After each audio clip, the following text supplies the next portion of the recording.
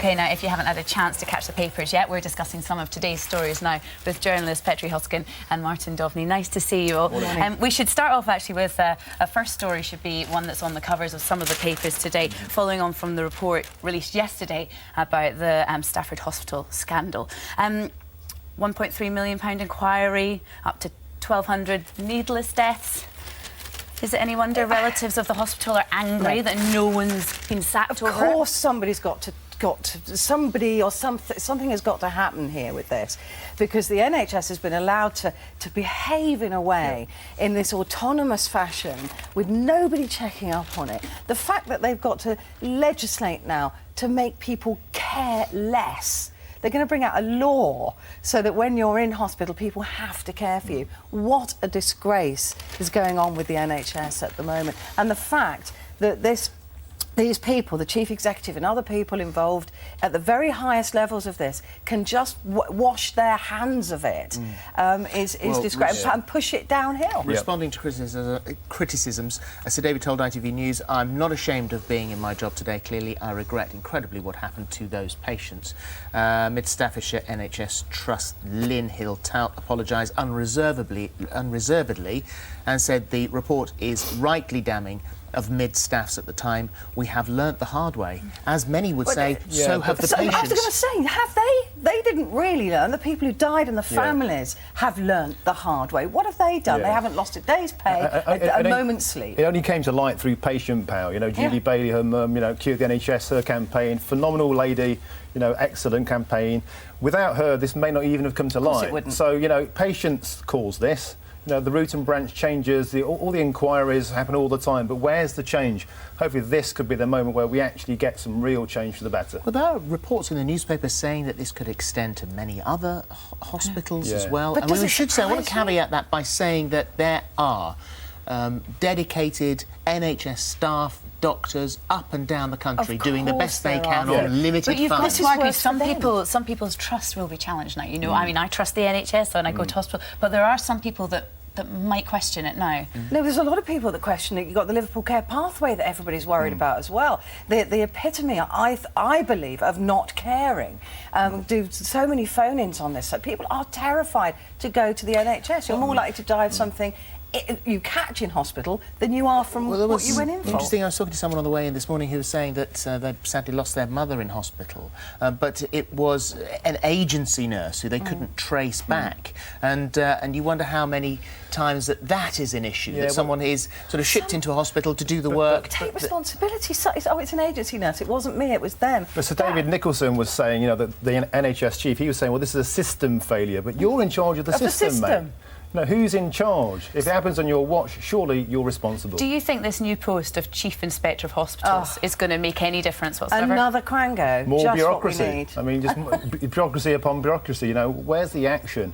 I think that's what we want, just not more inquiries. Yeah, Wouldn't it be better to have, and once again, a lot of people have said, put a matron back on a ward? Should there be? Is that old-fashioned now? Of course it's not. No. Look, the best way to find out what is needed in hospitals is to talk to those nurses that I do on my radio show who've been nurses for years and years and years, and they call me and they talk complete sense. They know where the problems are. They're fed up with clipboard Charlies walking around. And during all of this as well, that there's hospital porters saying that the managers don't spend any time on wards. So how are they going to know what's happening on their watch if they don't go and see what's on their wards? So make them do work experience on the shop floor. Take it right back. I think matrons, you know, we've got to start doing that. And they can't complain about cost, because these inquiries cost. And these high-up managers... Oh, I said 1.3. 11 million. 13 million. Sorry. It was £13 million. £13 million. So don't tell me we can't afford it. Yeah. By a lot of nurses. A lot of nurses. Jeremy Kyle spoke of the first time of his testicular cancer battle, admitted that he feared he would die. There's an exclusive interview on this morning, on this show, tomorrow, and he chats to Eamon. Here's a clip from that. Had you said your goodbyes, you and Carla? Yeah, but we didn't. I mean, how do you say it? What do you think? I mean, you hug each other and you give each other a kiss and you say, I'll see you later, but you don't know at that moment what they're going to find. So it was horrible, to be honest. Horrible. And when you come round, she was the first person I saw, which was fantastic, really. The rest of that interview on This Morning tomorrow, and here's Jeremy going back to work yesterday for the first time.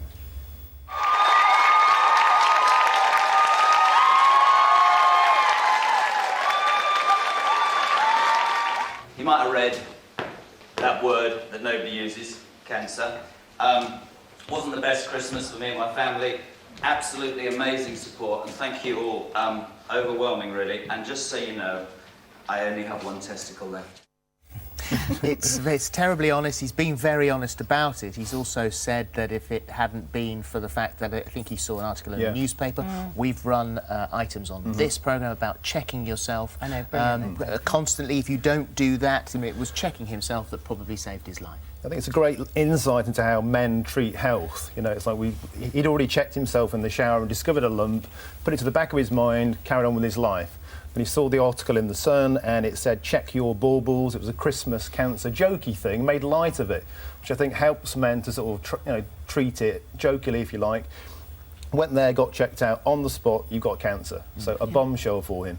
But, you know, there's a great opportunity here to do more awareness, you know, and I'm sure that's what he would do. It's such an important thing It's really interesting with us Brits, though. There was an article in the papers last week about it's calling stiff upper lip, and the number of people who think there's something wrong with them won't go to the doctor because they're scared of the diagnosis. You're scared of the outcome, So aren't you? if you're You don't want to told hear. that, you just think, well, if I'm not told it's cancer or I'm not told it's something bad, then it doesn't But there's exist. also people There's that are millions scared of that us they're who going to do. bother the doctor for something pointless. Well, the Yeah. doctor will go, there's nothing wrong with you, it's in your head. So I think that's another fear you have, but you have to get it checked out. Well, we're running another one of our testicular cancer clinics on this show on Monday. It'll be interesting to see whether any of the papers give us a hard time for doing it. Yeah, right. As Yeah, they well, always And do. they shouldn't. Can we mention the story? It's such sad news. If you didn't know, Emma Bunton's dog, her chocolate lab Phoebe, went missing. She'd gone for 2 days, and unfortunately, it's been bad news after a huge Twitter search. Phoebe is unfortunately now not with us, and I'm so sorry. Found to hear dead your on a news. railway track, Yeah. which is just so sad. It so really is sad. sad. Well, there's 3,000 dogs going missing every week in Britain and 2,500 cats. My cat was catnapped, OK, for 6 weeks. I got him back when his microchip was scanned and I fitted him with a GPS locating device collar. You can get them, yeah. You can track your animal in real time on your iPhone now via an app. And it really is a bit of an obsession, actually. You can see where your cat's going. It would have saved a lot of heartache if you know where your cat or dog goes when it runs off. But I do agree with this new legislation of making every animal be microchipped as well, because a lot of pets are found and we Yeah. just don't know whose they are. But the microchipping, I think, is I only got my really cat back important. because he was microchipped, so everyone should do that. Right. Yeah. Well, sadly, I mean, it it's such looks sad like no chipping would have helped in this I know. particular story No. because unfortunate So sorry for strain Emma of the and dog Jade, her onto the husband. tracks. Yeah, and everyone was following that on Twitter, and it's such a great shame. Everyone looking for the dog. A couple of quickies here. We've got David Beckham stripped off yet again for a TV advert, and one of the headlines was, "For God's sake, keep your kit on, Beckham." Do you agree? Funnily enough, don't have a problem with this at all. No, no. No, don't keep it. Why keep your kit on? This is him, as if you didn't know. He is. I mean, he is hot, isn't he? Let's face it. He is. Look, he's a thing of beauty. Let's look at him. Yes. That's what I say. Albeit slightly badly coloured in. Albeit that some people say that actually he's got a body double. He's got a Yes. bum double, so you get the golden balls, but not the golden I bum. love the fact that there's another Beckham body out there. Let's find it. Well, they were saying that the body double that did some of the shots didn't have all of the tattoos. Yeah, 'cause so I mean, they- that's got to be... A makeup artist going to think, you want me to copy what? Yeah, exactly. Yeah. I might have to just study the real. But that's first good. There's one. some It's a women long out time. there, or some people out there that like Beck with tattoos, but if you like him without, we have Yeah. one We have for you. one. There's a It's spare. actually the bit where he jumps over the car bonnet. Apparently, isn't Beckham, and he says in the promotional stuff, "I did all my own stunts." Turns Yeah. out maybe he didn't. Just finally here, this is a lovely clip. It's been going around on YouTube for a couple of days, Yeah. and we thought we'd show it to you. This is a little baby fast asleep until a favourite song comes on, and watch her sister's reaction as well. Funny.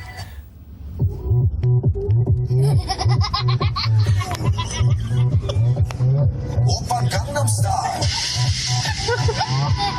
강남 스타일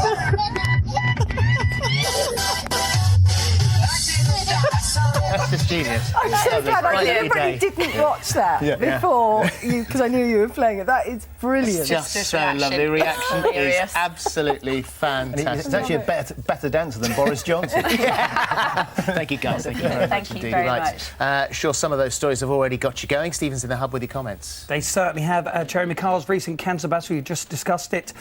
So much support for him. Sharon Louise Collins says Jeremy Carl is fantastic for beating his cancer. I did the same. I'm on my last treatment today, then I'm on 3-month checkups. So happy for him, and we're so happy for you as well.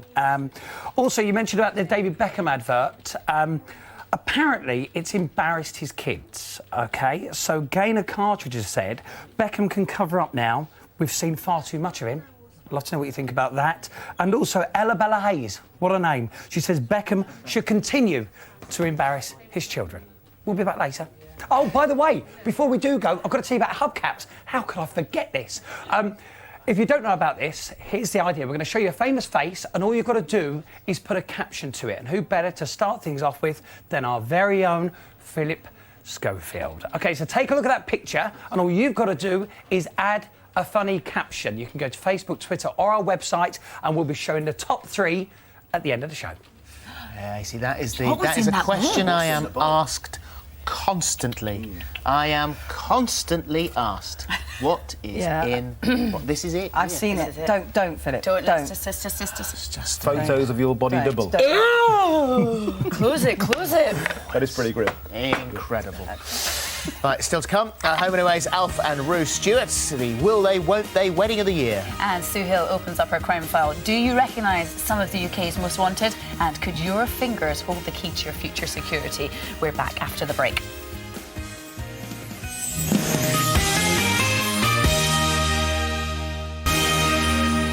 Welcome back. Sue Hill is opening up the crime file in just a moment. But first, can you ever have a good divorce? Tomorrow, our family lawyer, Marilyn Stowe, will be on hand to answer your questions on divorce settlements. So if you'd like to know what you're entitled to financially, or you want to find out how to ensure you're receiving the right child and spousal support for you and your children, then we'd like to hear from you. So you can email your questions along with a contact number to thismorning@itv.com. We need your emails by 5 p.m. today, and you need to be 18 or over. Could you help with some unsolved cases, though? Former Met Detective Chief Superintendent Sue Hill joins us now, but we're starting with a case which may actually already have been solved. That's right. Well, someone's been charged. Negus McLean, the little boy who's 15-year-old, was chased by youths on bikes. We featured it in July 2011. And 3 18-year-olds have been charged and a 16-year-old has been charged. And they'll be appearing at Crown Court in April. So that's some good news. And the case we featured last week, someone's been charged and more arrests have been made. So we'll update you on that another time. Oh, thank you so much. OK, let's take a look now at some of the UK's most wanted suspects.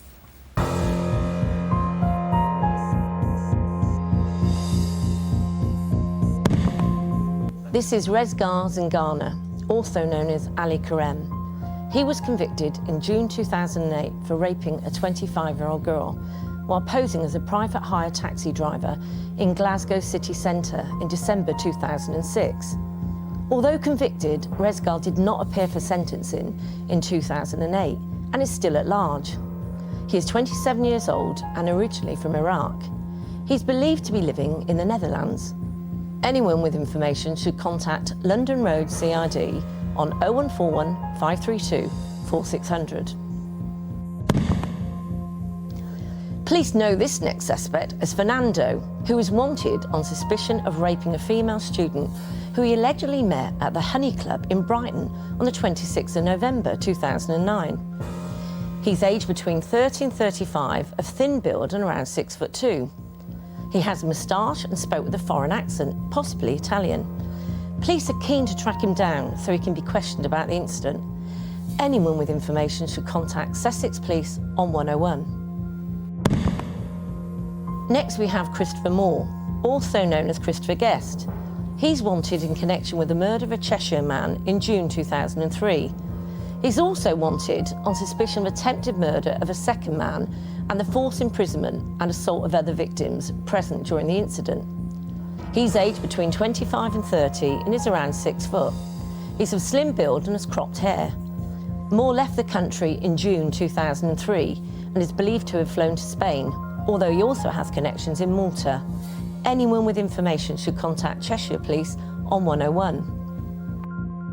Some more wanted suspects now, a story which featured in the papers earlier this week. It's been called Operation Sunfire. Police have released pictures of 17 suspected criminals wanted by other European law enforcement, but they're believed to be hiding in the UK. That's right. And this is together with Crime Stoppers and the Met Police, and they're wanted all over Europe. And here we have them here.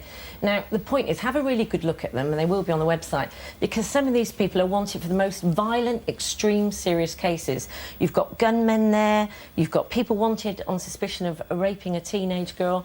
So please have a good look at these pictures, because these are really, they're in our communities. Yep. Could be London, Reading, they could be anywhere in the country, but have a good look at them, because we need to find out who these are, and do not approach 999 straight away. And check out our website. If you didn't catch anyone there, then check out our website. You can contact Crime Stoppers anonymously on 0800 555 111. Details of all 17 suspects, as we said, on the website this morning, and you can go to the Crime Stoppers website as well. Yeah, sure. And now for a case where a 21-year-old girl was the victim of a serious sexual offence. That's right, and this happened in Basildon last November, just after midnight. She was walking down Clay Hill Road near the Owl and Pussycat pub.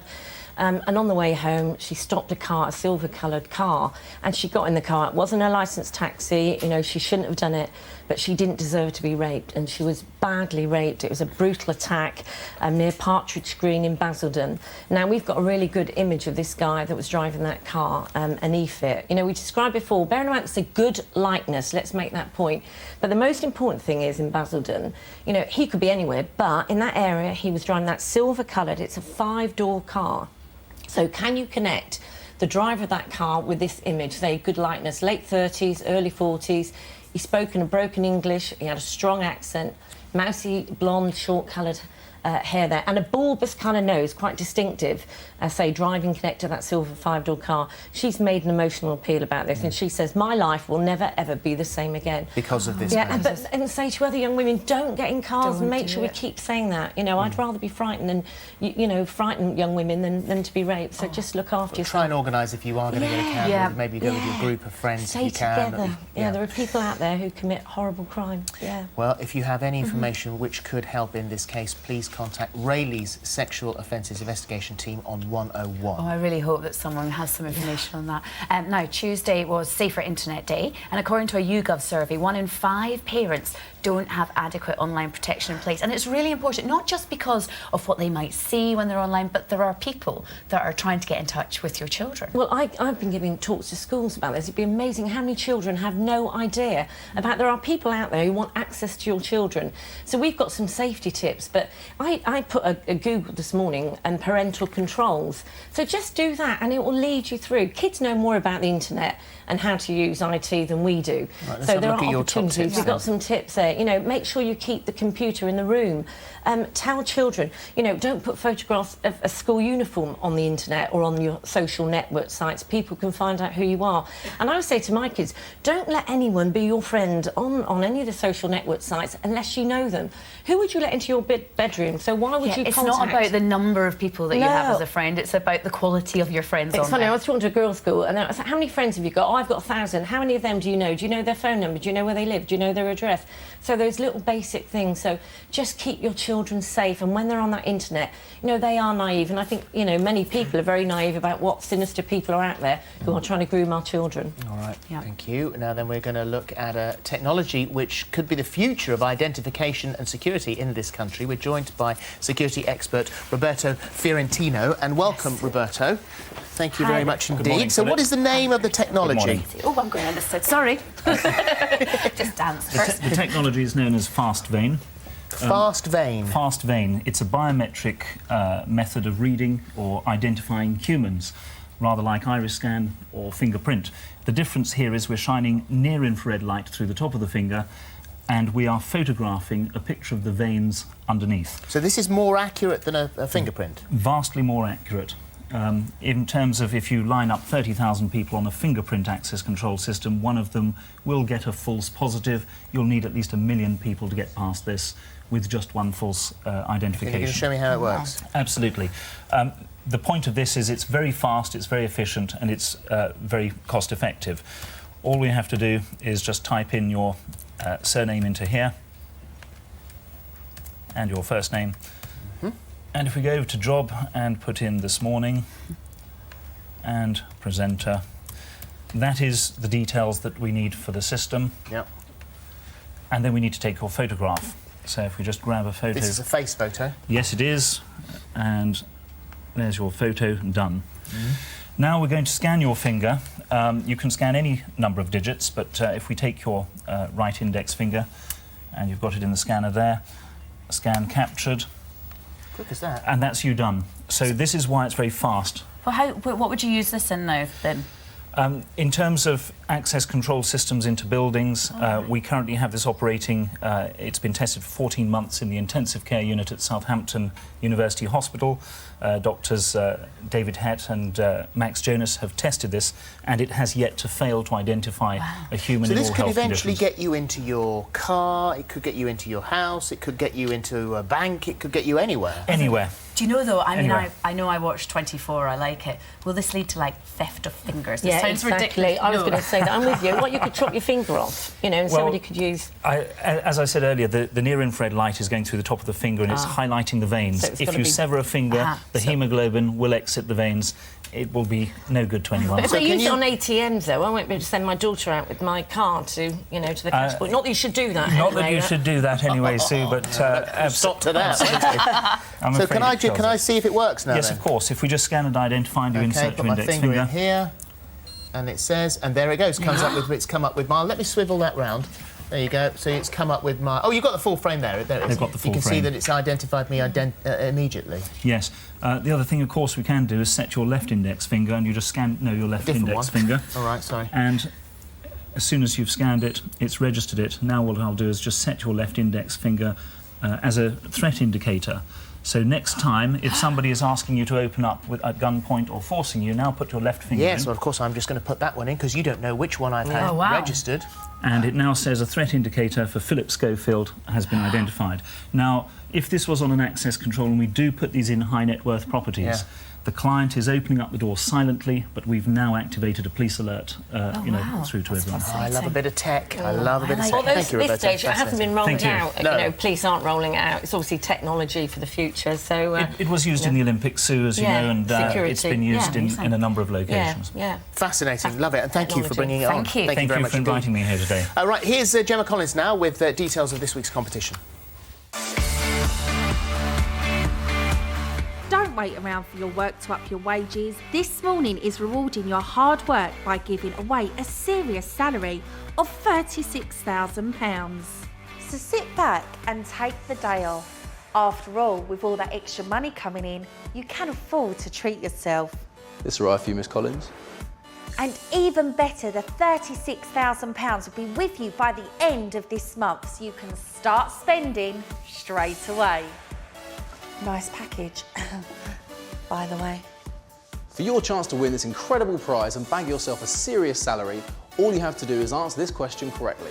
According to the saying made famous by Marilyn Monroe, what are a girl's best friend? A, diamonds, B, slippers, C, cats. Call 09041 61 99 99. Calls cost no more than £1.54 from BT landlines. Calls from other networks may be higher, and from mobiles will be considerably more. Text A, B or C as your answer to 63335. Text costs £1.50 plus one standard network rate message. You can also enter for free at the website. Entries made after lines close at 5 p.m. on Sunday, 10th of February, will not be counted but may still be charged. The winner will be contacted on Friday, the 15th of February. Good luck. You know, we belong together.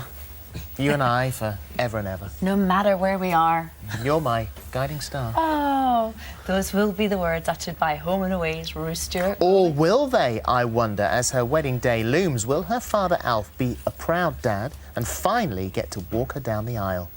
What is your favourite book? To Kill a Mockingbird. Harvey said Twilight Saga. What are you kidding me? It's not even in my top 10. Oh, he doesn't seem to know you very well at all, dear. Give him a chance, Celia. You know, when I represented him in court, he showed a very courageous side. In court? Are you marrying a criminal? How well do we actually know each other? Better than most married couples. Why do we argue all the time? I don't know, I think that's just us. Well, maybe we're not suited. Wedding's off. What do you mean it's off? Oh, Ruth obviously saw sense. Oh, would you just stop it, please? I just don't want to make a huge mistake. Oh, Dad, I'm so sorry to do this to you. I really am. Don't worry about it, love. She'll be right. You'll see. Oh, we'll see. And Ray Marr, who plays Alf, and Georgie Parker, who plays Rue, are with us now. Oh, it's so exciting. I mean, it's a soap. It's not going to go to plan, is it? Really? Well, it can't go to plan, really, otherwise it wouldn't be a soap. And so the exciting thing is to keep everyone guessing, even us. Well, the trouble is here, we've got an issue because this happened in Australia quite a while ago. It's been transmitted in Australia. You recorded this quite some time ago, and I'm sure that Ray won't mind me saying he can't necessarily remember everything that happened. I can't remember anything that happened. I struggle with my own name sometimes. You know where you are today, though. You're all right with that. So, I think so, yeah. If I ask you about the storyline, You can ask me about it. I'll remember it. Yeah.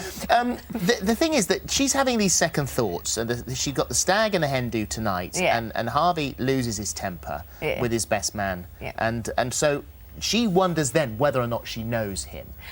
I think what it is basically is that Rue it's almost a role reversal. She's a free spirit and she's a very spontaneous, independent person. And I think she's probably afraid of settling down and the commitment. And so she's kind of looking for excuses. And it's fueled by Celia's narration of you don't know him and he's not good enough for you and, you know, and... See, now I love this as well. You just mentioned Celia because for the wedding episode, you've brought back some old favourites. You've got Celia, Maura, Colleen as well. Sisters, Fantastic. All my sisters, although that last one, we only found out that she was a half-sister from some message in a bottle under a monument that was dug up or something, and I'd like to check her DNA. She's a bit of a Fruit Loop, and I'm not sure that she's part of the family. Yes. I tell you what, I would actually like a big reunion with loads of the old faces brought back, because I do remember the first episode of Home and Away years ago, and I was reading through these notes, I was like, 25 years ago. 25 years ago. No, I'm not that old. I'm not that old. But you're not the first Rue either, are you? No, I'm not. I'm the second Rue. The first Rue, Justine Clark, who I know very well, and we do play school together with this children's show at home. She's got blonde hair and brown eyes, and I obviously evolved when I went to New York to discover myself, and I've come back with blue eyes and brown hair. You can get away with murder. Anything. You say that after 25 years, you are still as proud of it now as you ever were, if not more. Possibly more so, Philip, because, you know, a soap can't stay in a prime time slot for 25 years if it stands still. And we've continually reinvented ourselves, and technically now the show is superb. The way it's shot, the lighting, it's lit like film now, and it really looks good. If you could just get rid of a few of us, it'd be perfect. Yeah, it'd be great. Just shoot the set. I do remember that. I mean, you were only signed up originally for 3 months, weren't you? I wouldn't sign for 2 years. When they wanted everybody to sign on at the start, I thought, don't be silly, I'm doing a movie here and a mini-series there. I wouldn't commit And then for 2 you years. realised that you were going to be on a beach pretty much continuously. You thought, oh, actually, it's not too bad. No, with my skin, beaches aren't good. No, he's as Irish as they come, isn't he? But, you know, doing things all around the country and living out of a suitcase, doing films and stuff on location. And then that first 3 months, I was able to sleep in my own bed every night and live in Sydney. Nice and steady. It was very seductive. So, would you have believed if they said to you then, after 3 months, you'll still be here in 25 years? I would have laughed my head off. Would you? Yeah, I wouldn't have believed it for a second. Although it was a lot of fun to do, and we had a terrific cast originally. Some of these blow-ins brought the tone down a bit. But lowered the tone. Is it true that you will haul an actor in if they're late? Oh no! Look, a long time ago, I've mellowed. Have I heard this story? I've mellowed, Philip. I would. A long time ago, when people used to, recidivist latecomers. Yes. I'd say, look, just come here for a minute, mate. There's 100 people standing around here, either cast or crew or whatever, and here in the studio and on location, and your lateness affects all of that. Yeah. Now, some people think it takes a little bit of talent to act, but it takes no bloody talent to tell the time. You great galah. No, it's good because there's a tone that he sets of, there's an expectation and there is but I mean, it's like, there's no excuse for bad behaviour. It doesn't matter what your pay packet is or whether you're employed. I'd love to know about, there's been quite a few names on the show, like Danny Minogue's been on it, Melissa Hemsworth. George. Were any of them late? Did any of them feel the wrath of you, Ray? Oh, I don't think so. Danny lived in our house. I mean, our characters, my house, when I was married to Judy Nunn before she went to that big soap opera in the sky. And Danny was in our house, and Danny was lovely, and you still keep in touch every now and again and say hello. She's fantastic. Who else did you say? Melissa George. Was it George? did stuff with Melissa, but I didn't have a whole lot to do with her, so I wasn't aware of her regular habits. Let's hope she wasn't. You knew Chris Hemsworth well, though. Chris Hemsworth was Hammer was great, yeah. Hammer. It's funny that he's playing Thor, and Thor's thing is a hammer. Yeah. We used to call him Hammer. Isn't it funny? That was his nickname before any of that happened. Isn't it on the funny? show. Yeah, I don't know whether it was the Hemsworth, the Hammer sort. Anyway, And so is this quite a nice new perk to be sent over to the UK to it's very interesting. Sell your show for the 25th anniversary, and you know, Philip, come here it to is a new perk, and I can't work out why it hasn't been happening for years. Although sometimes I've noticed that you come over, Ray, and stay, because I did see you in Priscilla in the West End a couple of years ago. I'll apologise for that performance right now, Jenny. No, look, I loved every minute of it. It was one of the highlights of my life to be able to do a musical in the West End. For a guy that can't sing or dance, to be offered a musical in the West End, I thought was wonderful. We should stay because they're performing at the end of the show as well. So great. Can I tell you what was funny? He came back with glitter still on his face. Still had glitter on. Are you saying I don't bathe? That was his excuse. That's something you'd quite like to do. You'd like to have a play in the West End, wouldn't you? Oh, I would love to. I do a lot of theatre at home, and I've done a lot of musicals, and I do a lot of straight plays. So yeah, I mean, it's such a great environment here, and the theatrical environment is alive and well.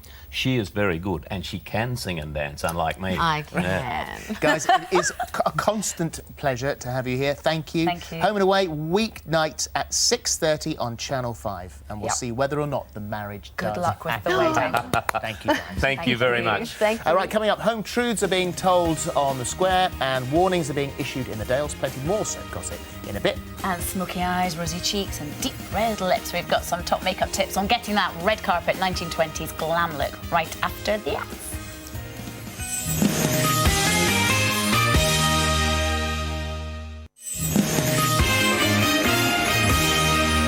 I just correct something. I've got a red-hot Twitter feed. Home and Away is on at 6 this evening until 6:30. Someone in here is a great galah. I can tell you that right now. Fancy turning yourself into a smouldering screen siren? Yes, please. We've got top makeup tips on getting that 1920s glam look. That's coming up next. Yeah, but first, how ream would it be to win £36,000? Totes and maze, babes. OMG, you're not going to believe this, but this morning is giving away a serious salary of £36,000. That's like getting an extra £3,000 in your pay packet every month for a whole year to spend on whatever you want. This prize is totes amaze, and if you're lucky enough to win, you can sit back and let somebody else do the hard graft for you. And even better, the £36,000 will be with you by the end of this month, so you can start spending straight away. There's no need to be well gel.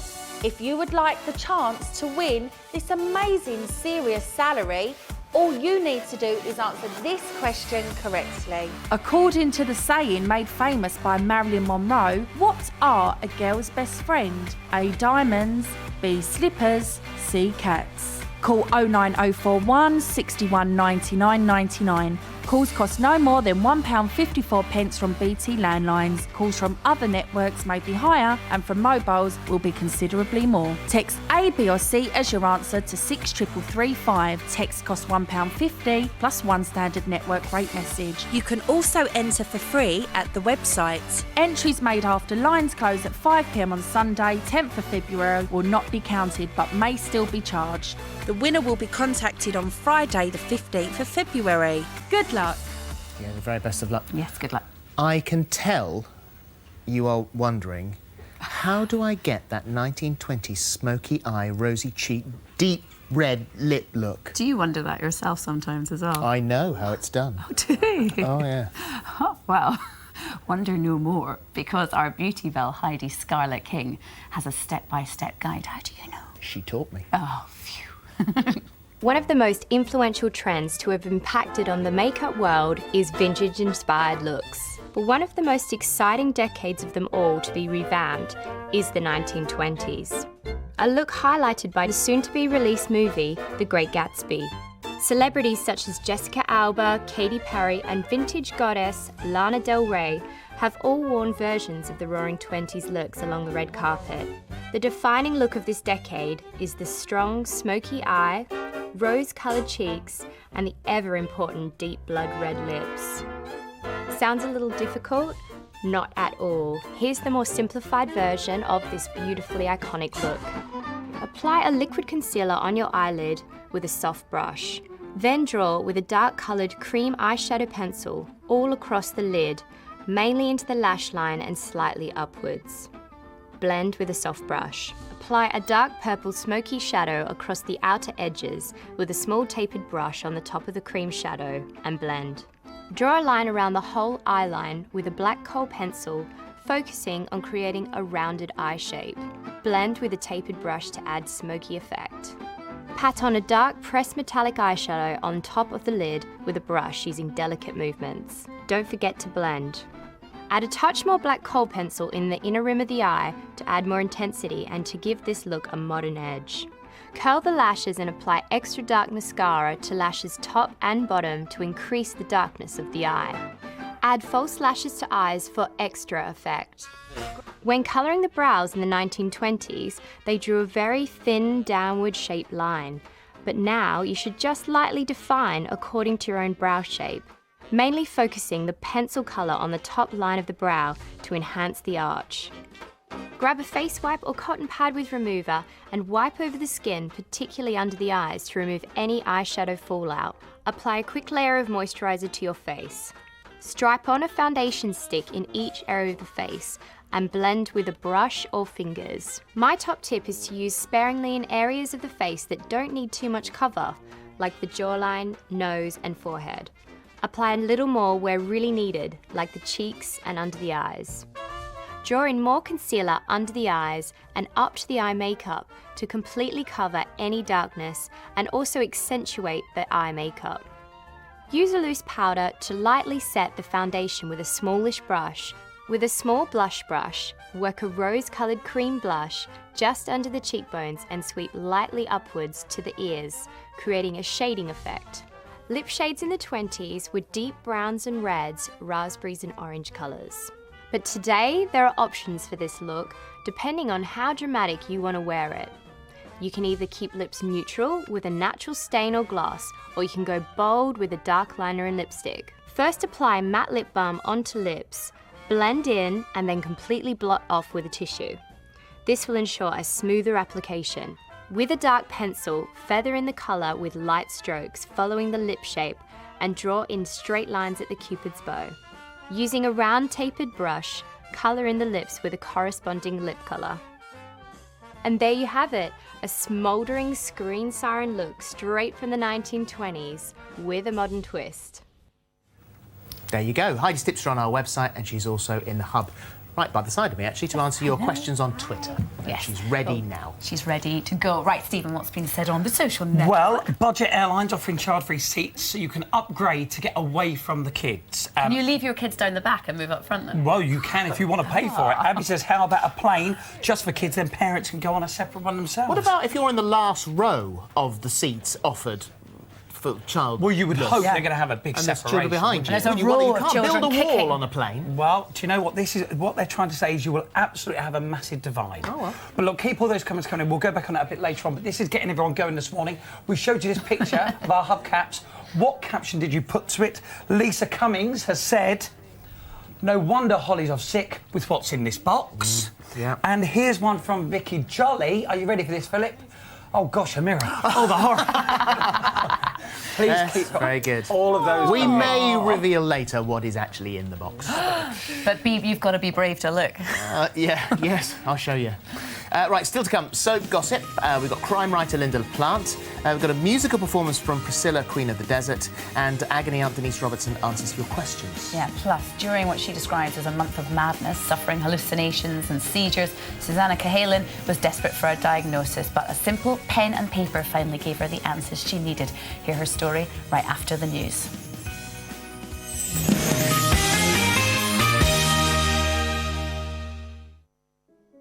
He deals with shocking revelations on a daily basis, but nothing could quite prepare him for his own. In an exclusive interview, Jeremy Kyle talks openly about his secret battle with testicular cancer and why he refuses to be beaten. Jeremy Kyle, tomorrow on This Morning.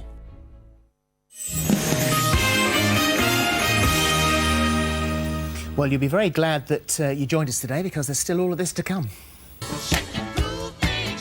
way looks threatening. This close to stardom.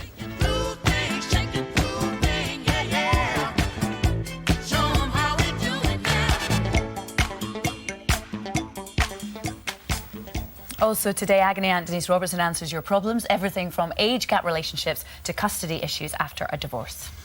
In 2009, out of the blue, a healthy 24-year-old, Susanna Kahanen, began suffering from paranoia, hallucinations, seizures and psychosis. For 1 month, Susanna was a medical mystery with one misdiagnosis after another. As her condition worsened, one doctor did something that proved so vital it saved her life. He gave her a pen and paper and asked her to draw.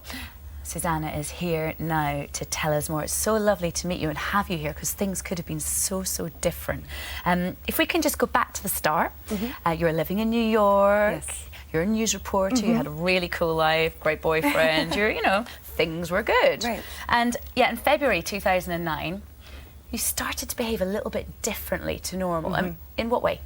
It just started very subtly. I didn't feel like myself. So I felt just off. And I chalked it up, I'm having a bad month, I'm having a bad week, work's not going right, maybe this relationship isn't going right. I tried to just make sense of it, but I just didn't feel right. And so it's when you started actually having to take time off work because of it, you thought, right, I have to actually take things one step further, and you went and saw a neurologist, didn't you? Yes, at one point I had numbness in my hand, and I thought that's kind of odd, and he said, you probably have mono. Okay, but you have mononucleosis, kind of a flu. Like a flu? Yeah, okay. exactly. But the thing is that in March of that year, your boyfriend witnessed what was a terrifying night seizure for you. Explain what happened there. So he actually, I don't remember any of this, Yeah. but he woke up in the middle of the night and he heard these kind of low grunting noises coming from me, and he turned to look at me and my eyes were just wide open. But I was unseeing. And so he said, Susanna, how are you? What's going on? And I didn't respond. And then all of a sudden, my arms just jutted out in front of me, and I began to shake, and blood and foam kind of came out of my mouth. I bit my tongue. And at that point, he knew that he was witnessing a seizure. Somehow, he'd never seen a seizure before, but he knew on some level that this was a seizure. And so he turned me on my side, and he called 911. And this prompted you to end up going and seeing another neurologist, because this is terrifying what's going on, especially if you don't know what it is. Right. But still, they couldn't pinpoint what it was. No, and at that point, so I went, had these seizures. My behavior is getting even more strange. I'm becoming very paranoid, almost hallucinating, hearing things. So I go to my doctor, and he says, you know what, you're working too hard and you're drinking too much. Just cut it out and you'll be fine. Was that true? Where are you? Absolutely not. It's so funny because I look back at my medical records now, and he asked me, how much are you drinking a day? And I said, about 2 glasses of wine a night. And he wrote down 2 bottles of wine a night. Very different. Very different? Yes. Well, then it's discovered there's nothing physical. You've checked over and they can't find anything physical, so then they look towards the mental issues. That there may be some sort of issue there. Perhaps it's bipolar, and you're prescribed antipsychotics at this stage. And this is interesting because in a moment we'll come to this incredible link between what you actually had and this a mental connection. But for you, it was only when really you were taken back to your mum's house and you had an issue there that she managed to get you into a doctor's surgery where you finally had a seizure in front of the medical profession. Exactly. Yeah, I was getting worse and worse. Actively hallucinating at this point, really seeing things. I had become a danger to myself and others. I was trying to jump out cars, tried to jump out windows. So finally, my mom takes me to this same neurologist and says, this doesn't make any sense. She's getting worse. She doesn't drink. She hasn't drank this whole week. She's not working this week. Why is she getting worse? And he said, fine, I still think this is, she's just partying too much and working too hard, but there is an epilepsy ward that she can go on and they can monitor her, and that's how I got into the hospital. You don't remember any of this, do you? Any of Most these things? of it I don't remember. So then when you were in that ward, you woke up, you said it was like 5 days in, you woke up and you actually found yourself in a straitjacket. Yeah. Oh my goodness, what goes through your mind when you wake up? I'll tell you, we've got some of the footage here of your time in hospital. Terrifying for those around you. And then when you're coming around, I know that there's a lot of this you don't remember. Yes. Can you remember waking up in a straitjacket? I remember waking up in what they call a chest posy. So it's not a full straitjacket, but it's over the chest. And I remember being confused. I remember thinking, where am I? And I remember looking out a window and seeing taxi cabs and knowing I'm in New York City. And I remember feeling angry, someone had me here against my will. And later, way later, when I was doing reporting about this, I learned that I had tried to escape the previous night. And I'd been violent with the nursing staff, so they had to restrain me. So, I mean, things were getting worse all the time, weren't they? I mean, you said that you were suffering more seizures, hallucinations, personality disorder, psychosis. Friends even described you as something out of a zombie movie or The Exorcist. Like catatonic, I mean... Yes, as the disease progressed, I went from really psychotic to then catatonic. So, the person you would see couldn't really speak, drooling, arms out in front of them. Yeah, just like this, just keeping your arms there, just like the whole zombie movie thing. So then in comes Dr. Suhail Najjar, the Associate Professor of Neurology at NYU Medical Center, and he's the go-to guy. When nothing makes sense, this is the man you go to. Yeah. And what did he do? Because he did a test on you that changed the entire track of what was going on. Exactly, and it was so simple. At the end of the day, I had about $1 million worth of work done on me, but he came in and did something that no one else had done before. He asked me to draw a clock. I mean, it's so simple. So he gave me a piece of paper and a pen, and I drew a circle, and all the numbers 1 through 12 on the right-hand side, leaving the left-hand side completely neglected. No, he could tell from that what was wrong with you. He could tell that this was not a psychiatric disease, that the right-hand side of my brain, responsible for the left field of vision, was likely impaired or inflamed. Yeah. So what was wrong? Okay, so at the end of the day, after a spinal tap confirmed it, he diagnosed me with what's called anti-NMDA receptor autoimmune encephalitis, which is a mouthful. It's easy for you to say. Yes, really. What is it? It's basically it's an autoimmune reaction. So your immune system actually goes haywire for whatever reason. They don't really know why, and starts attacking these receptors in the brain that are important to memory, learning, behavior. I mean, it's an extremely important building block of the brain. What amazes me is that, the reason they couldn't diagnose it is because you're the only the 217th person to be diagnosed, and it was only something that was kind of discovered in 2007. Yes. So it makes you wonder how many people have had it. Yeah. And just what's the treatment? How were you brought treatment's back? Relatively simple. It's steroids and immune therapies. So it's not really that. In some cases, you have to get chemotherapy. I did not have to, but otherwise, it's fairly simple. So you're fully recovered. Yes, I'm not on any medication. However, had they not diagnosed it and you had continued down that path that you were going along, what could have happened? Well, there's mortality. People die from this disease, and then there's just long-term cognitive deficits, and that range from severe to mild. But you're never, many people do not return to themselves, and a lot of people end up in psychiatric wards or nursing homes. How many people out there before 2007? Went undiagnosed. Well, here's the thing. This is what we mentioned a moment ago. Was the fact that there has been a connection made here.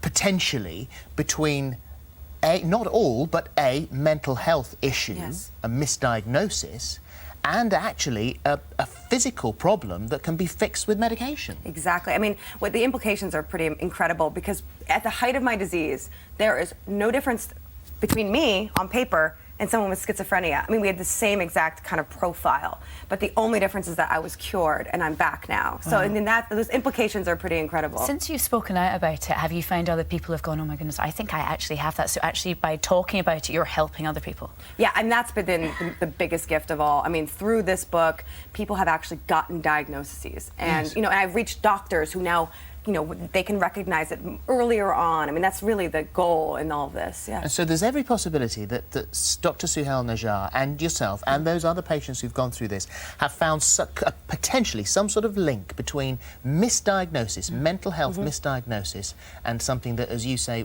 it took you 12 months to recover with the right medication. That's quite a breakthrough. Oh, I think so. I think that there's going to be a lot of study about this particular illness and illnesses like this. This is just one type of encephalitis. There are other types of encephalitis being discovered that also have psychiatric presentations as well.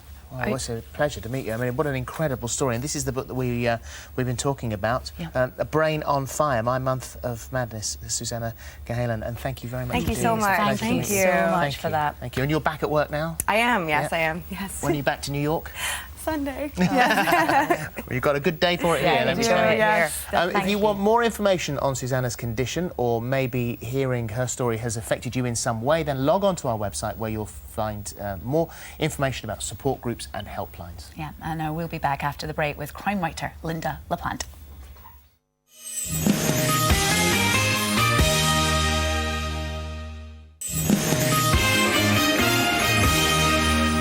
Welcome back. Very busy in the hub, so let's find out what you've been saying to Stephen. Well, after hearing Susanna Cahalan's shocking story where her body began to attack her brain, you've been very quick to respond here. Shana Jones, good morning, Shana. She says, it just shows how strong Susanna is to be able to survive and talk about it. Absolutely. Jenno echoes that statement. Wow, what a strong woman Susanna is. Got to say, I really admire her. So glad she's doing well. Lauren Reed, she looks great. You wouldn't know what a battle she's been having. And we just had this one in from Mel Healy. So glad I just watched Susanna's story. My mum is in hospital at the moment with the exact same thing. Well, fingers crossed for your mum, Mel. We'll be back later. Yes. Thank you, Stephen. Fingers crossed there. I really hope she's all right.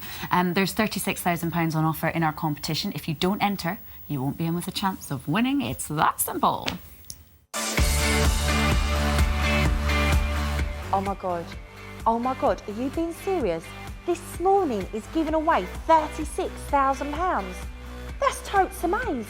In fact, I'm speechless. Well, with Gemma lost for words, let me confirm that this morning is indeed giving away £36,000 this week. That's a serious salary by any standards, and even better, it will be with you by the end of this month. Shut up. I thought you were speechless. As if, for your chance of winning this sensational prize, please answer this question correctly.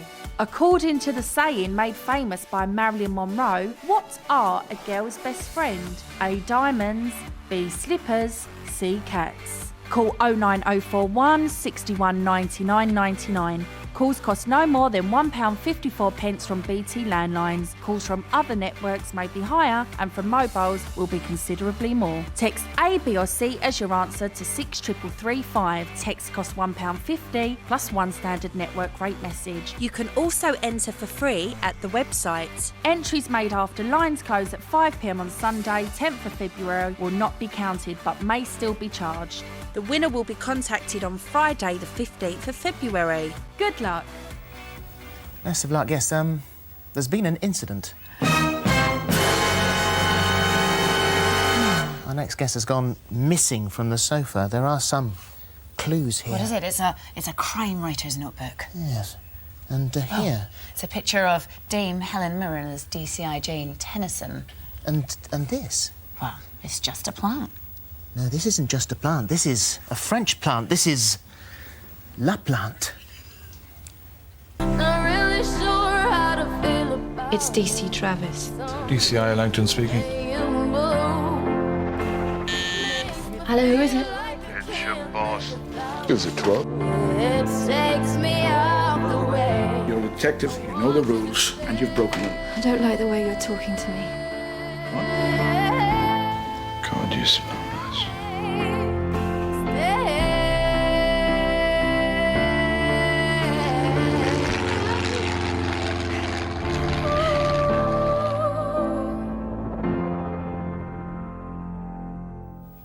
Well, she's doing a movie, and obviously we've just been auditioning for it. Yeah. But Would you cast I'm us? not entirely sure she's that impressed, really. Linda, welcome. I was so impressed. Were you? I mean, really. Are you acting now as you say that? This is the next thing. How could you say that? But yes, but enough of me. Yeah. How was my performance? Now, interestingly, it was announced yesterday, so this is hot off the press, the 9th novel above suspicion, Wrongful Death. Yes. Due out in June this year. Yes. So the continuation of this fantastic story of Travis and Langton. But the DVD only goes up to 4. I know. So what's happened to the...